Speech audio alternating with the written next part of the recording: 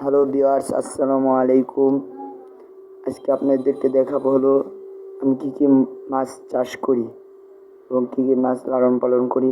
আজকে আপনাদেরকে সবাইকে দেখাবো। সবাই ভিডিওটা না টেনে পুরোটা সম্পূর্ণ দেখবেন। প্রথমে নাম্বার ওয়ান, প্রথমে এই ট্যাঙ্কটা হলো মলিপালি। এখানে কিছু গোলবাস্ট মলি, কিছু মলটেন আছে, আর কোনো একটা শাকার ফিশ আছে।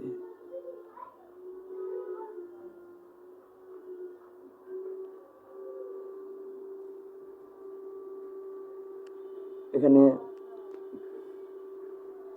3 জোড়া মলি আছে আর 2 জোড়া ছোট বাচ্চা আছে।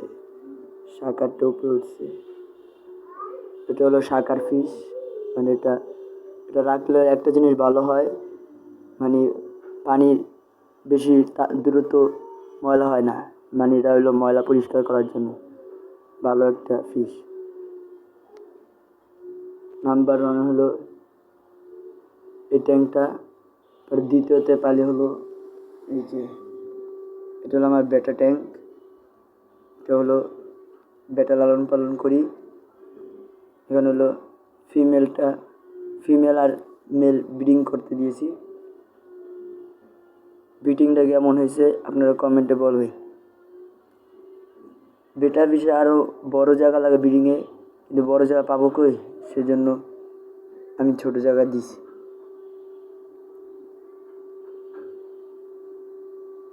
কিছুদিনের ভিতরেই ফুল ব্রিডিং হয়ে যাবে, জোড়া নিয়ে নিবে মাছে।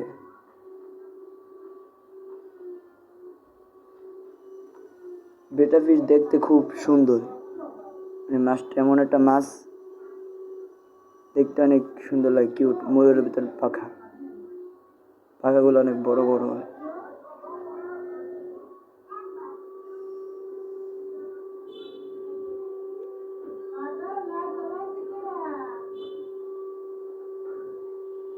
তিন নম্বর পালি হলো এই ছোট্ট একটা মিনি অ্যাকুয়ারিয়ামে জেব্রা ফিশ। এখানে পাঁচ জোড়া জেব্রা ছিল, মরতে মরতে এখন এক জোড়া আছে। আচ্ছা, আপনাদের কাছে আমার ভিডিওগুলো কেমন লাগে সবাই কমেন্টে বলবেন। আর সবাই অবশ্যই একটা করে লাইক এবং সাবস্ক্রাইব করবেন। আশা করি সবাই লাইক করবেন, সবাই সাবস্ক্রাইব করবেন। এটা কথা রইল। মূলত আমি ঘরে এই 3টা ট্যাঙ্কি মাছ পালি। আমি দেখাচ্ছি পুরো সব 3টা ট্যাঙ্ক।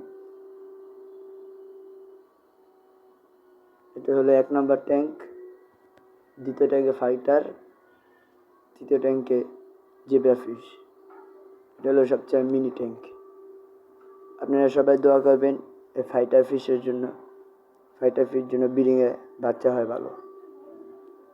আসসালামু আলাইকুম রহমতুল্লাহি ওয়া বারাকাতুহু।